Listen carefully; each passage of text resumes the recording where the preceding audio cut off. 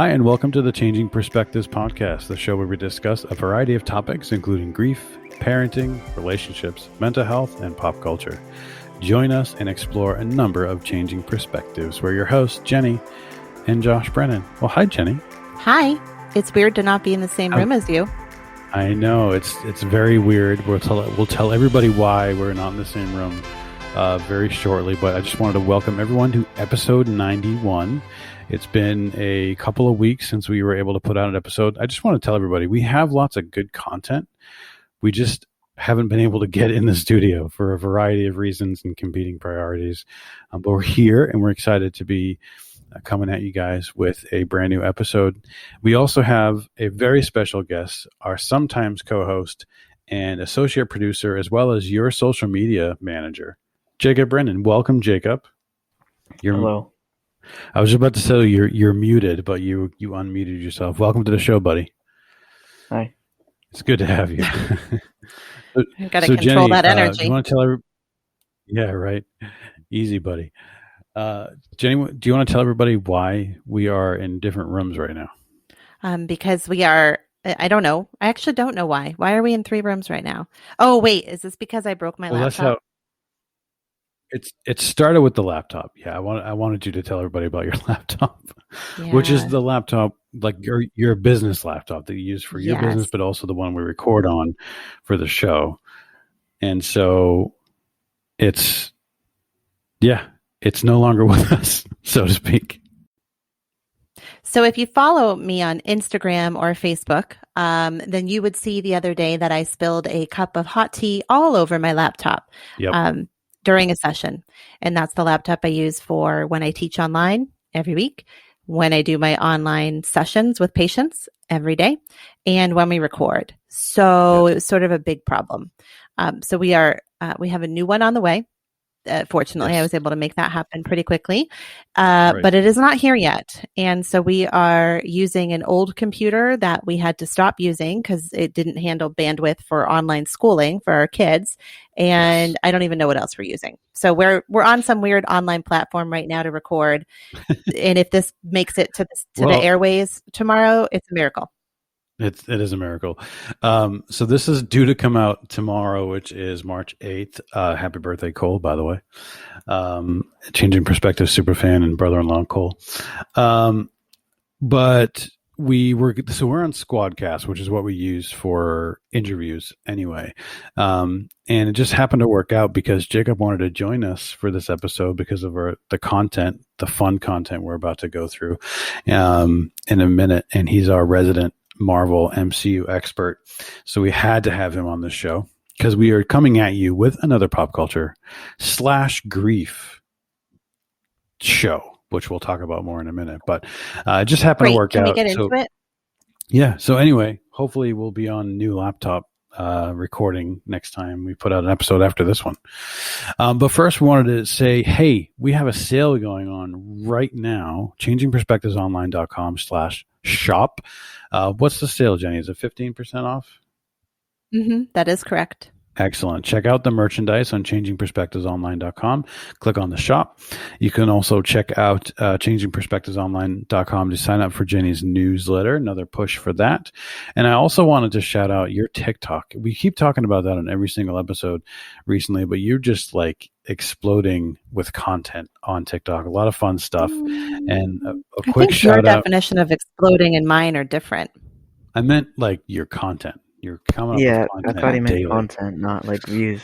Yeah, well, yeah, you got a good amount of views. I don't think I'm exploding with content. I have goal to do more. Okay. Well, Jacob is your TikTok aficionado as well, an editor, right? Yeah. Usually what happens though is Jacob says, Mom, that TikTok you just posted up, could I say something about it?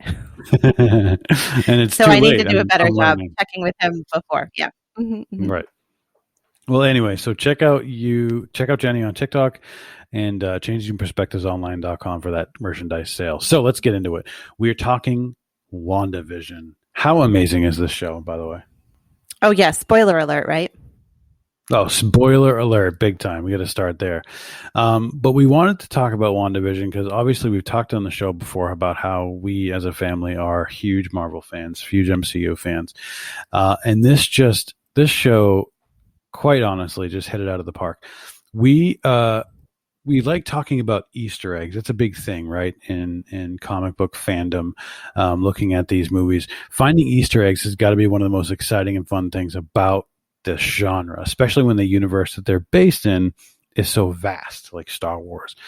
This being a show about grief and loss, and us being who we are, it's only fitting that we explore Easter eggs in WandaVision through the lens of grief concepts. So this is WandaVision Easter eggs of grief. That's what we're going to do today. So first, again, though, I just wanted to say spoiler alert. Just thank you, Jenny, for saying that. If you haven't seen WandaVision yet, please get on it, or stop this, pause it, go watch, and come back. WandaVision, produced by Marvel Studios, obviously, and available to you on Disney Plus. Blends the style of classic sitcoms with the MCU. This is from the IMDb page, in which Wanda Maximoff and Vision, two superpowered beings living in their ideal suburban lives, begin to suspect that everything is not as it seems. Created by Jack Schaefer, starring Elizabeth Olsen, Paul Bettany, Catherine Hahn, and a slew of other awesome, amazing actors. So let's talk about initial reactions, I guess, right? So we'll save the grief stuff to a little bit later in the episode and the show. Let's first start off with how much we love this show. This was a family event, right, guys? Yes, for sure. Before we move on, you didn't even say Mom's username. It's the Changing Perspectives, no capitals or underscores or anything on TikTok. That is a good point. Yes. See, that's why he's your TikTok expert. guy. Mm-hmm. I don't even know how to push it. What is it? It's the Say Changing again, Perspectives, Jack? right? No caps, the Changing Perspectives. Yeah, no caps, no underscores or anything. Okay. All one word. Got it. Thank you, Jake. So before we dive into those grief concepts, and no, Jenny, you can't take a break. Let's just talk about the show in general. And I wanted to start off with the fact that this was like a family event weekly, like something we looked forward to. And we have more stuff to look forward to, which we can talk about a little bit later. But Disney Plus is doing this same thing they did with Mandalorian, is releasing 1 week at a time, which is different than some of the Netflix shows have done in the past, where they just dump all of them and you binge it all in one sitting, which you can do now. They're all available now. But this came out weekly, like sort of traditional TV, which was awesome. It's something that we looked forward to. That's something that all four of us got a chance to do together, right? Yes. Yeah, and which is also what they're going to do for the upcoming Disney Plus series. Yes, which is what, Jake? The next ones will be Falcon and Winter Soldier, then we got Loki after that, and a bunch more coming. Oh, Loki's going to be a series, exciting. Not a movie. And the future Star Wars offerings as well. Yeah, it's going to be a series. Oh, just called Loki. He medals with time in it. It looks cool. Cool.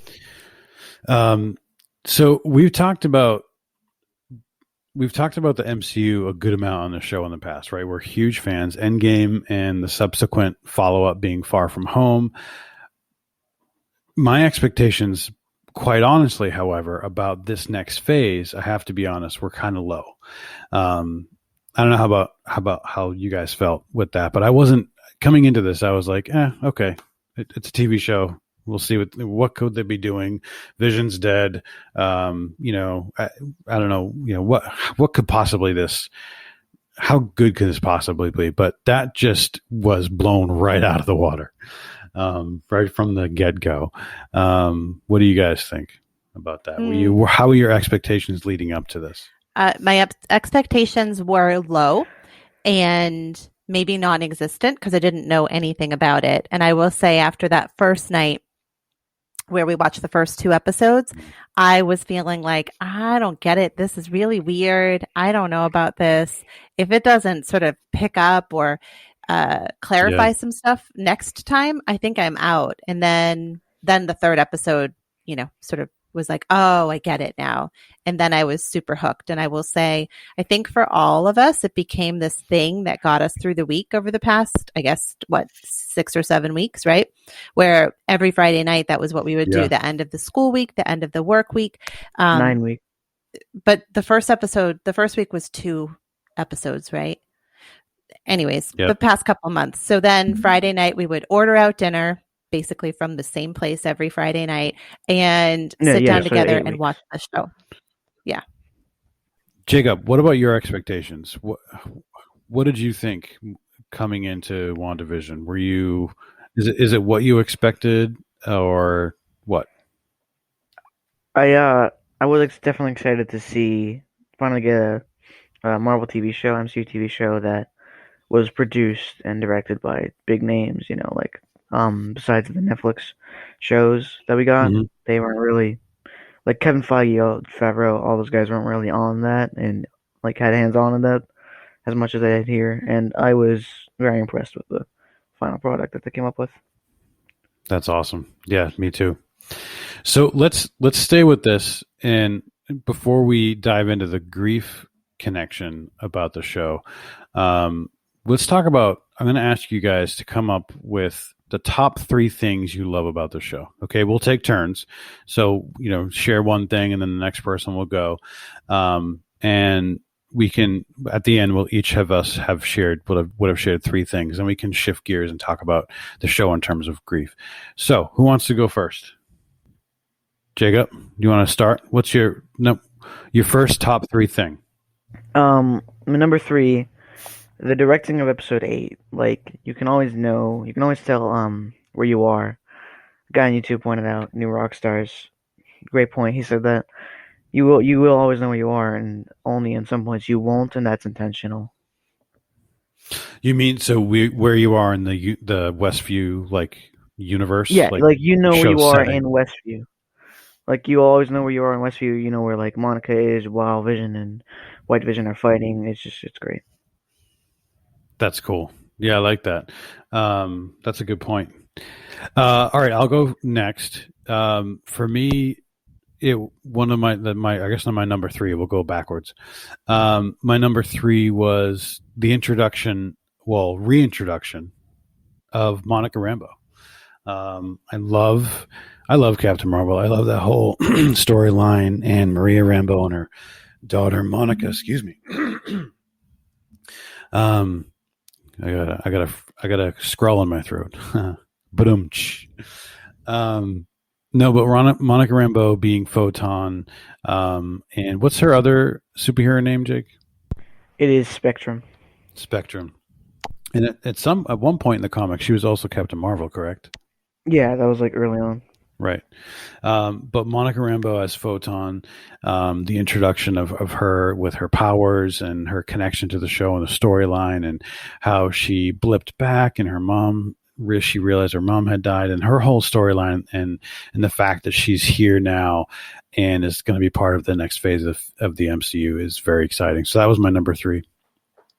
Jenny, what about you? Well, all 3 of mine are the same-ish, but so they're all grief related. Surprise, surprise. But my first, and I guess they're not in any particular order in terms of favorites, but maybe in terms of story, I'll just start with how they portrayed Wanda's grief. And, as we got sort of further into the story, we really began to see that that's what was going on, was her grief kind of created this. So I don't know, was it episode 8 where we finally see, like, at the end of it, that she goes to this plot of land that Vision had planned for them to live in, and her grief literally explodes and creates all this. And I thought that even though this is a superhero world and sort of magic and witchcraft, it still is really real in terms of what grief like that can feel like for people. So I thought they did a really great job. And I think MCU has done that all along, pretty much, really doing a great job, honestly, portraying how people respond to intense loss. I couldn't agree more. And I actually had a note later for later in the show, but I'll talk about it now. And I wrote, the MCU has taken superpowered individual who has literally fought aliens and can move things with her mind and made her 100% relatable to everyone Everyone who has experienced Right, loss, right. right? I mean, that's really what it is, and that's what you just said. All right, thank you, Jenny. So, Jacob, next, what's your number 2?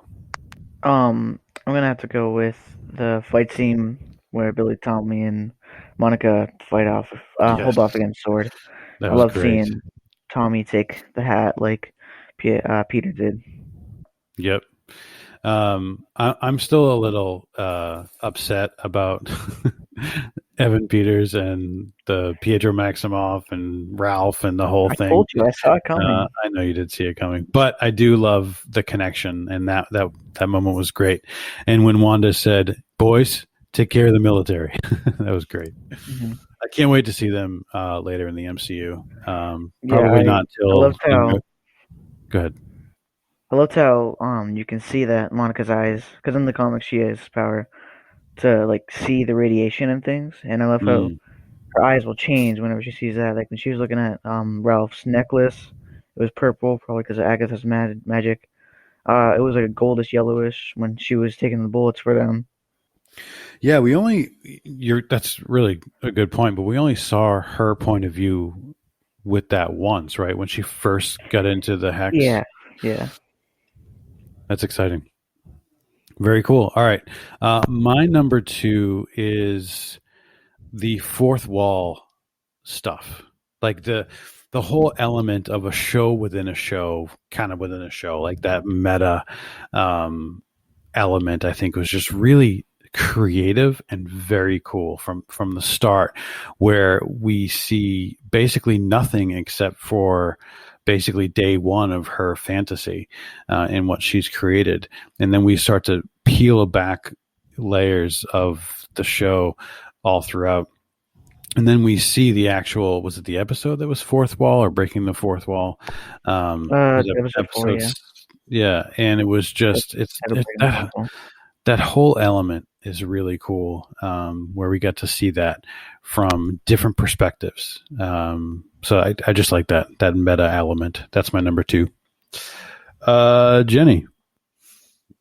So again, going back to grief, but this time not from Wanda's perspective, but Vision's perspective.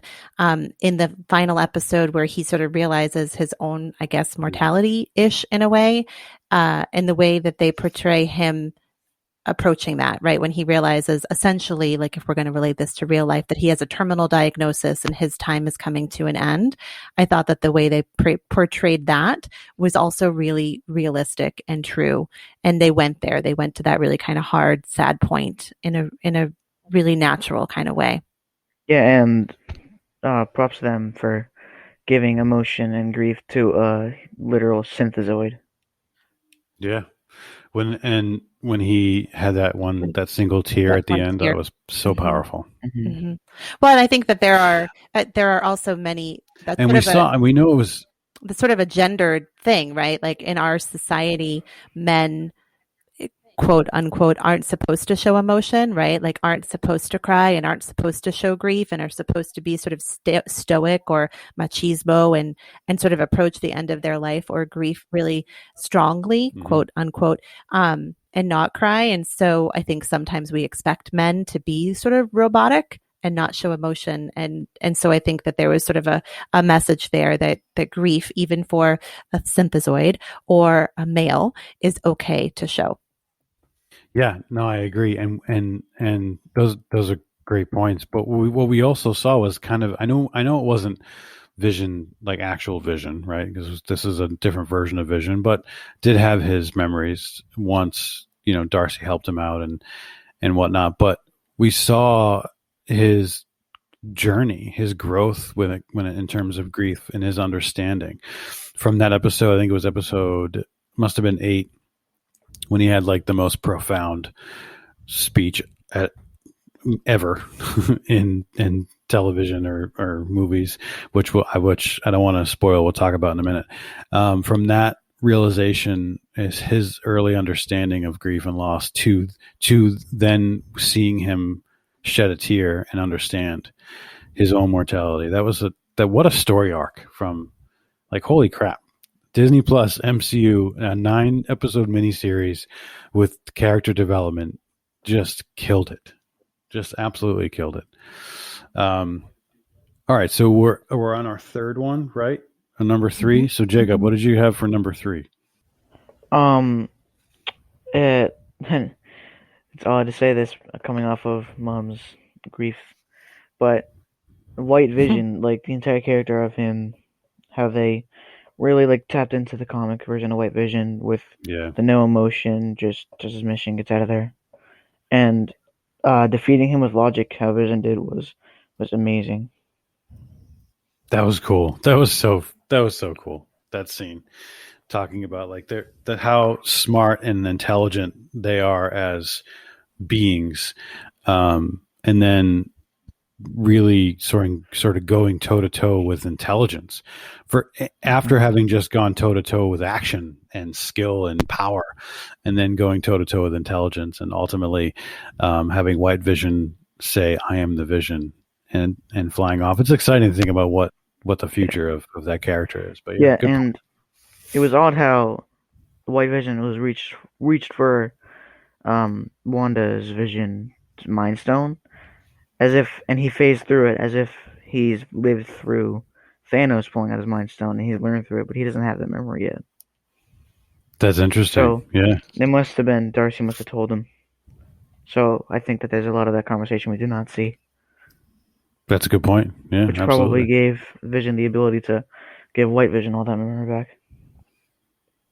That's great. All right. So my number 1, I guess, is the music. The music of this show was just excellent. The theming, how there's theming all throughout. Music is a character in the MCU. Every character has their own theme, and when they're introduced or you see them, you can hear that theme pop up, and they use it in different ways. You can hear the Captain America theme all throughout the MCU, different moments, and besides just in his movies, and you see that across the board. The post-credit scene of Scarlet Witch, Wanda as a Scarlet Witch, checking out the Darkhold.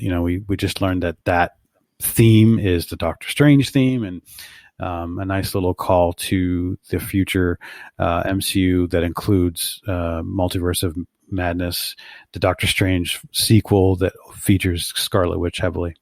But a shout out to the Lopez's, Kristen Anderson Lopez and Robert Lopez, who we know are the composers of Frozen, not to mention a bunch of other successful things, songs that we love. And they are you serious? Yeah, I had no idea. I feel like we talked about that. No, I feel like you three probably talk about stuff and I sort of zone out a little. Here's also our routine, right? We would look forward to it every Friday night. Yeah. We would watch it and then I would zone out. Yeah, they composed Agatha All Along, and that got to like top of the charts in that week. Oh, it just got out of my head. Now it's back in. Yeah, and so they're amazing.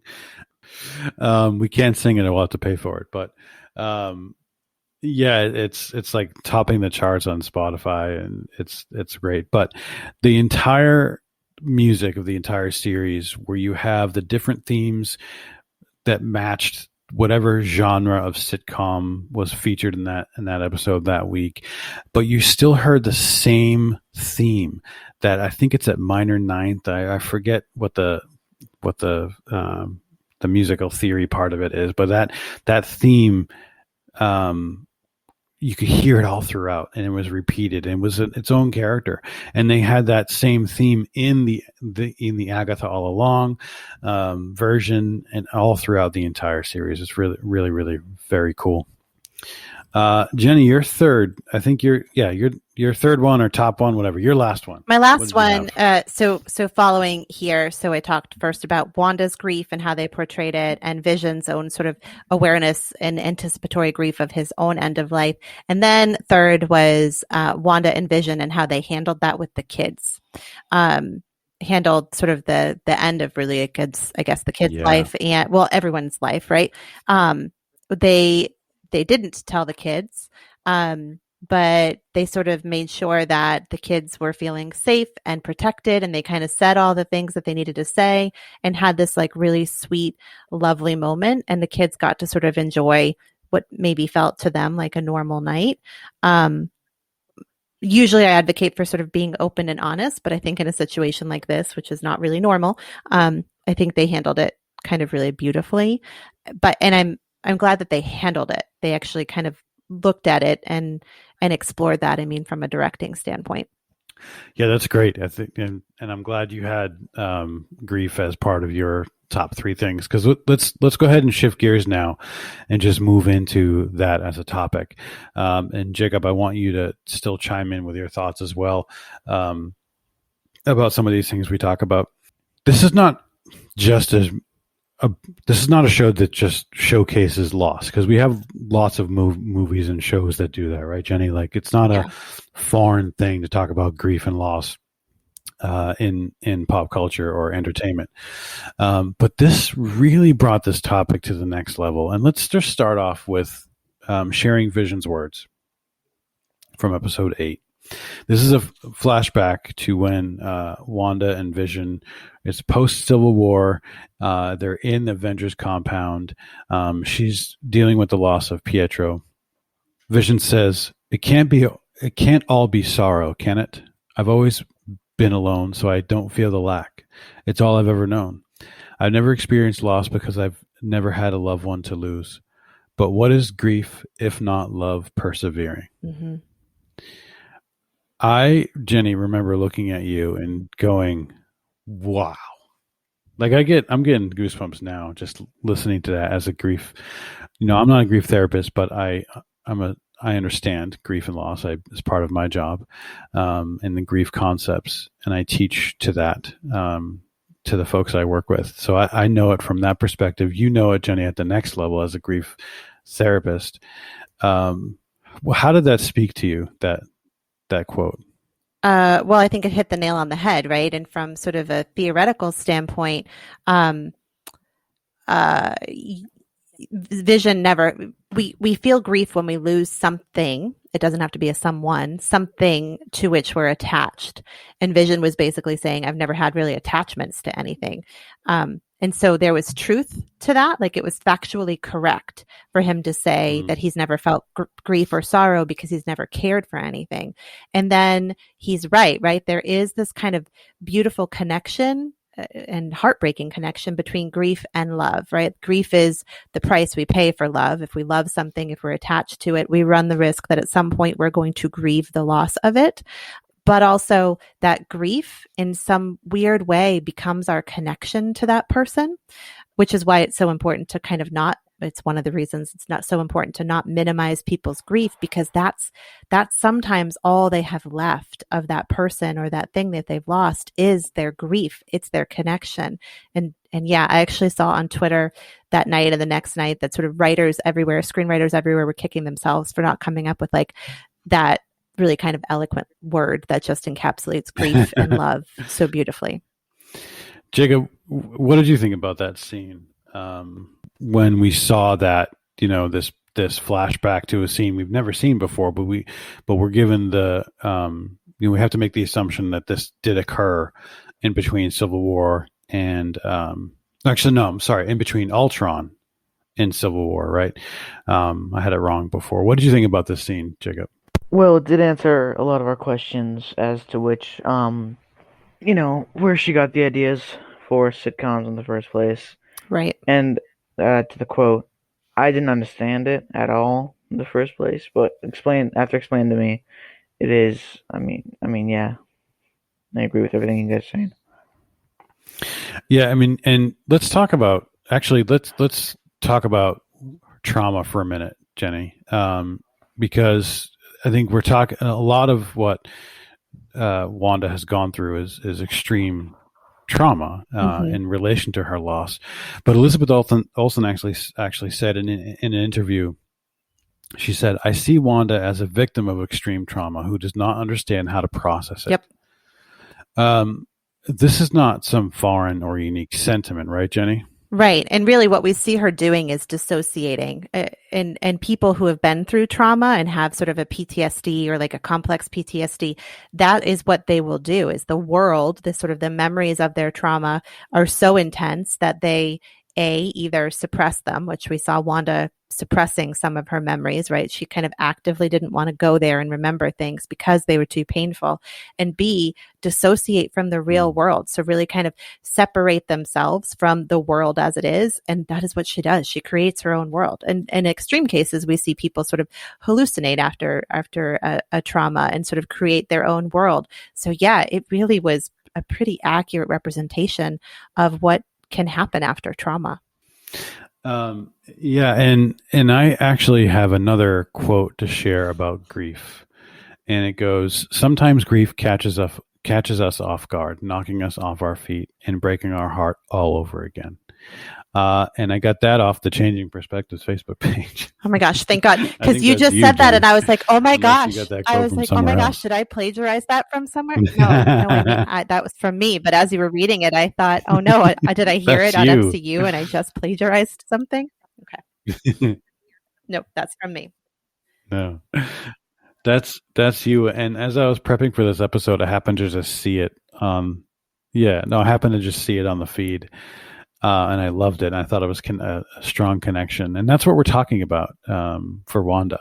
Sometimes it just catches us off guard and breaking our heart all over again. And I want to, that is similar to what she said to Thanos in Endgame. And so I want to come back to that in a second. But before we do that, let's go through her losses, because as I was thinking about it, some of them are not just death. There are other types of loss. But let's really try to understand, where she's coming from. So first we have her parents, right? She lost her parents, and we hear about that in Ultron and actually get to see that in WandaVision. And of course, what the next loss is, what's the next loss? You guys know what I'm referring to? No. Then she gets kidnapped, or no? What'd you say? She doesn't get kidnapped. Her next loss after her parents? You could say like death. Yeah. Well, her next, the one I have listed is Pietro. Yeah. No, but so I think she loses. I think she loses. And then she loses. 20 years later, 15 years later, her Pietro. Her only. I think she loses her sort of. I don't know if innocence is the right word, or maybe power and control. But when Hydra is doing experimentation on her, I think she, I know she volunteers, but essentially it sort of also feels like she's kind of imprisoned. And so that's a loss too. Right. No, absolutely. And actually I kind of forgot about that Hydra section. I think you're right. I also wrote the events of Civil War. She loses her freedom, her belonging. In Ultron, she became part of the team. She, Hawkeye looked at her and said, "You're an Avenger now." And now she's sidelined, and actually kind of a prisoner in her own home, which in Vision is her security guard or prison guard, so to speak.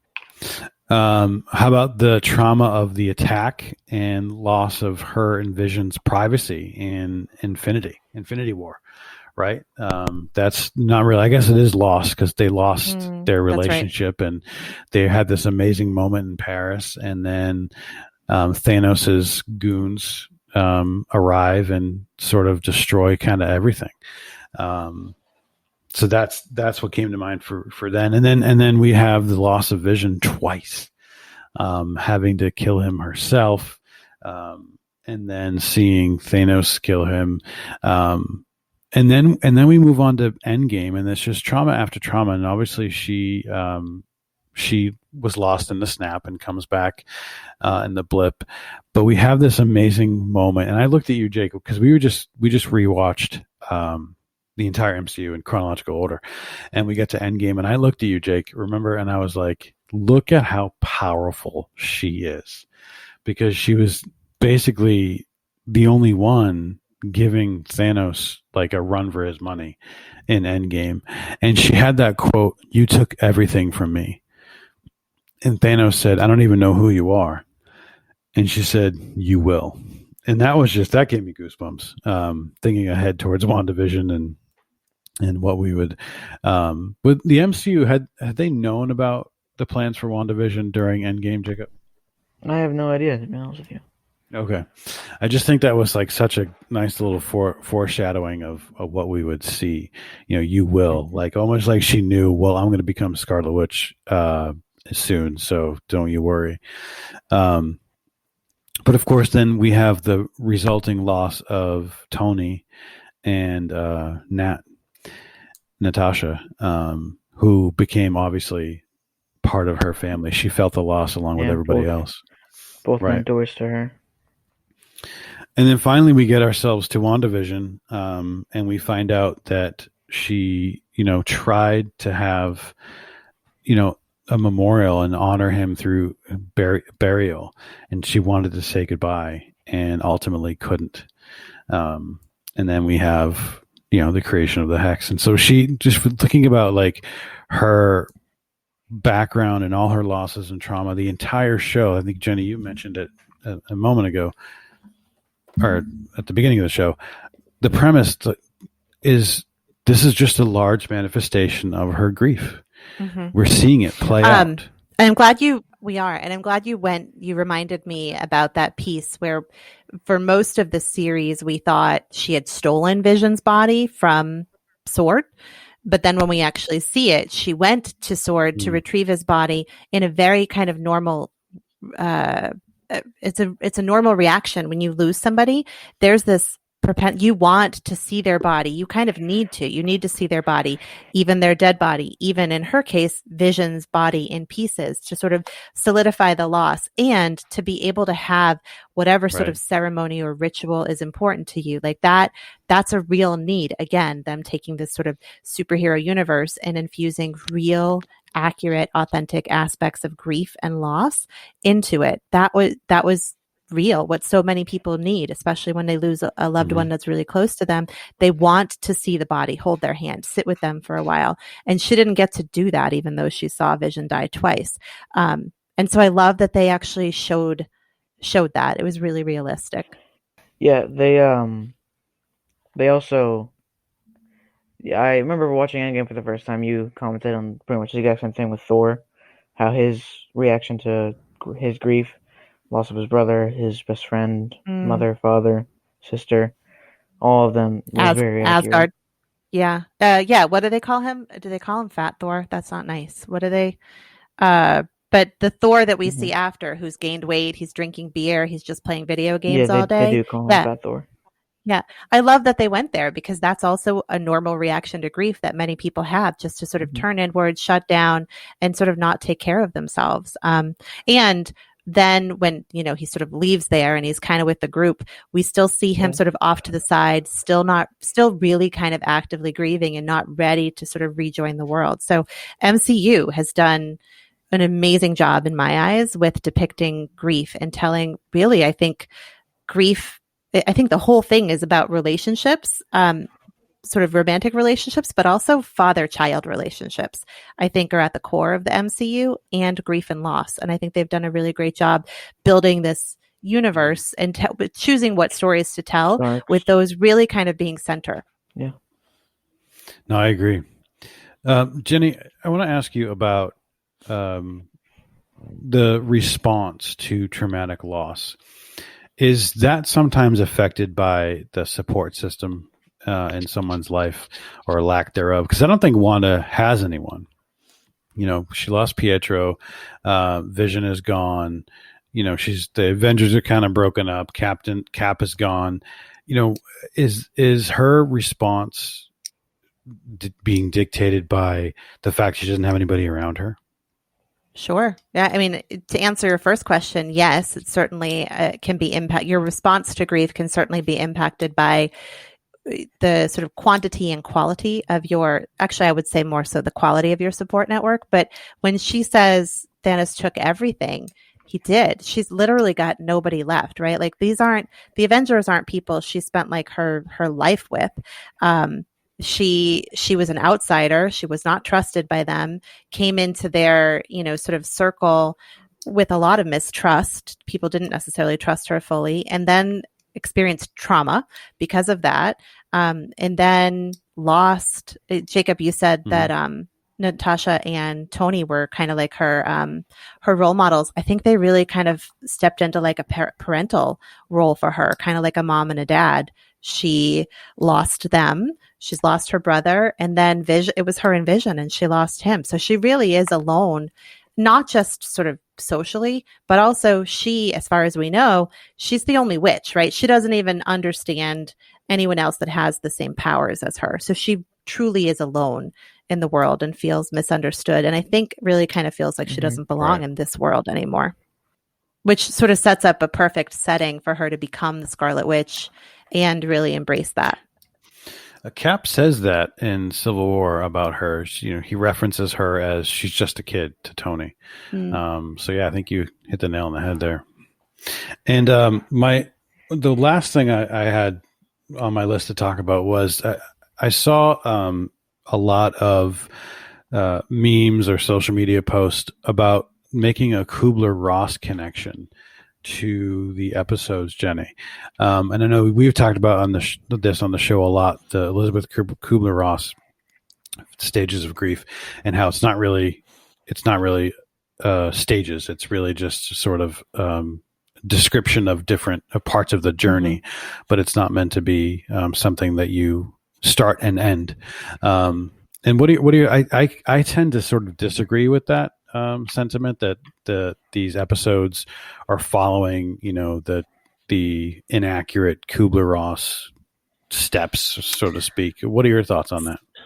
So that's the first I heard. Have you seen those connections? No, I haven't seen that. And so my first initial reaction hearing you is like, frustration. Like, why are we still sort of perpetuating this belief that there is like this roadmap to acceptance, right? Because that's really the main takeaway from Kubler-Ross. I think that society has taken from it is that like, oh, we go through these 5 stages and then we reach acceptance and we're able to move on.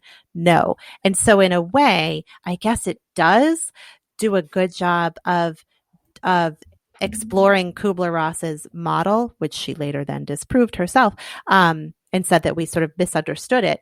It does do a good job showing that is not accurate, because we do see her have all of those emotions, right? Denial, anger, bargaining, acceptance, denial, anger, bargaining, depression, and oh my goodness, why can't I dabda? Denial, anger, bargaining, depression, and then anger. Didn't I say anger? Acceptance. Is the last one acceptance? See, I've just blocked this because acceptance is not real. And so we see her get to the acceptance. Yeah. Yeah. We see her get to the sort of end of her journey, and she hasn't accepted it. She still wants to bring him and her children back, right? And I think we're led to believe that that's what she's working on. She's working on a way to find a way for them to all be together again in some way, which is for her to recreate. I don't know how, but I don't think she's reached acceptance. I think maybe she reached acceptance that she had to stop holding everyone hostage. But no. I don't think she came to acceptance over her grief. If anything, I think it proves that she's not in a place of acceptance. So in a weird way, yeah, I guess I agree. It does sort of depict the Kubler-Ross stages of grief, but also disproves it. Does that make sense? Yes, very much so. And I had the same reaction when I saw some of these. I'm looking at an article right now that talks about how episodes 1 and 2 are denial, and episodes 3 and 4 are anger. And I'm like, no, I don't see it. And that's a very sort of antiquated way of looking at grief. And I'm sure the person who wrote this probably is not a grief specialist, or maybe just has a very limited maybe they are understanding of it. But yeah, I wanted to, they could be. I'm not going to say who the article is. I just pulled it up real quick because I saw it kind of all over the place, mostly on social media, like a meme that said what each of the episodes represented as far as the stages. But I wanted to talk about it because I knew that you probably had the same reaction that I did. All right. Well, do we have any other final thoughts? Jacob, what are your final thoughts about this show? I am still very lost on where they're going with everything. The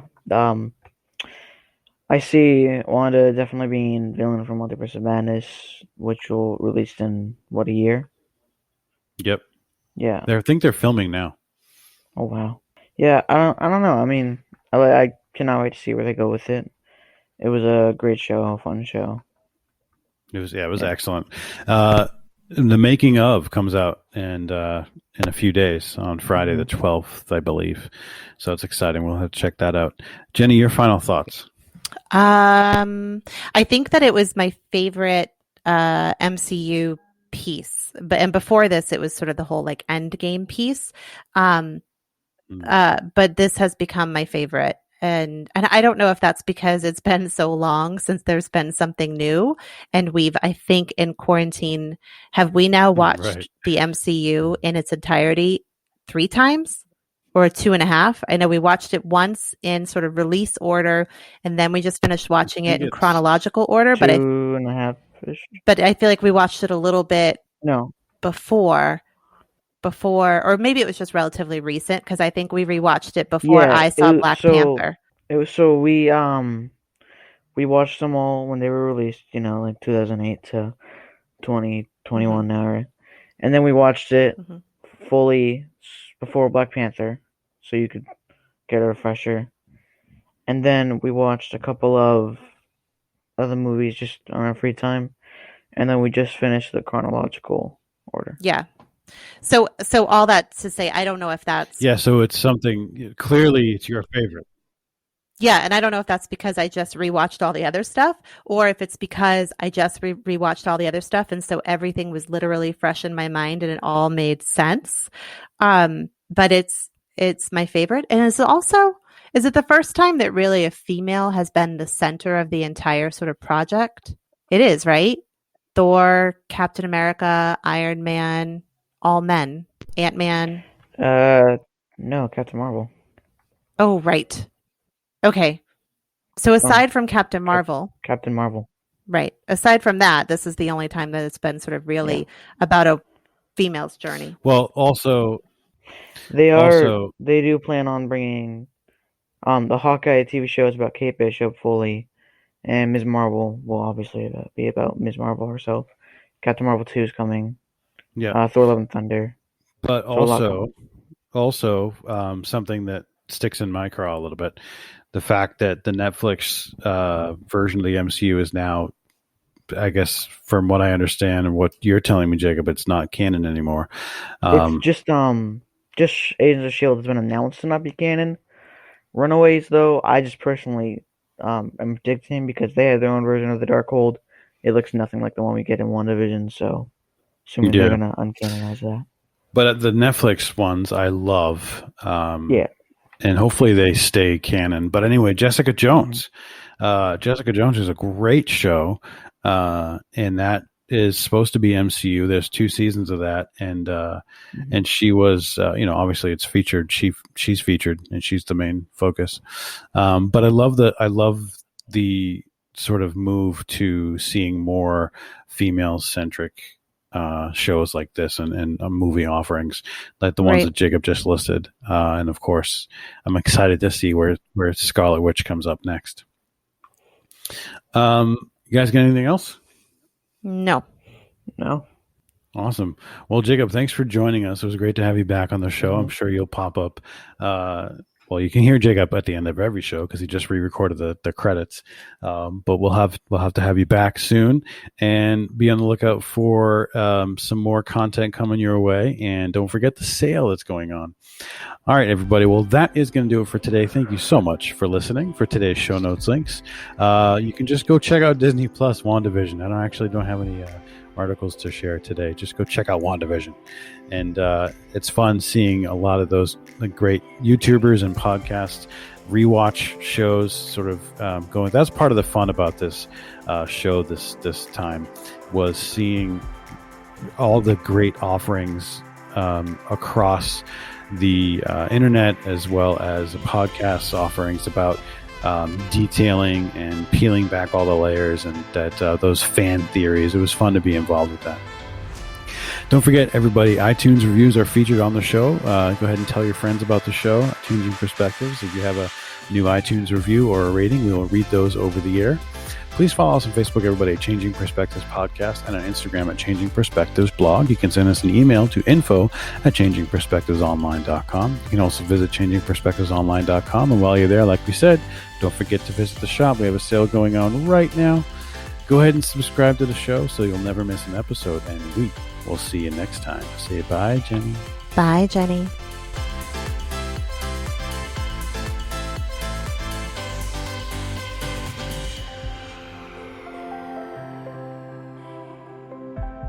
The Changing Perspectives podcast is produced, recorded, and edited by Dizzy Studios.